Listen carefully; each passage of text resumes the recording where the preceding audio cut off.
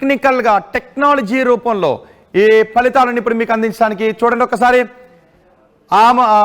ఒక్కొక్క పార్టీ నేతలు కూడా తమ వెహికల్ వేసుకొని తమ సాధించిన ఫిగర్తో, తమ లీడ్లో ఉన్న ఫిగర్తో ముందుకు వెళ్ళిపోతున్నట్టుగా.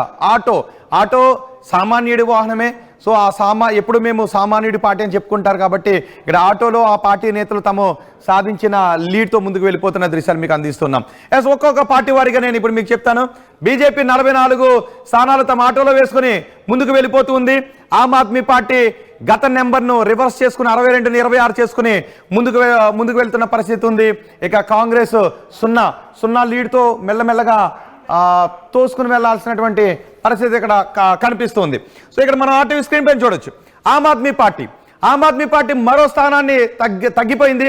కేవలం 25 స్థానాల్లో మాత్రమే ఆమ్ ఆద్మీ పార్టీ లీడ్ను కొనసాగిస్తోంది.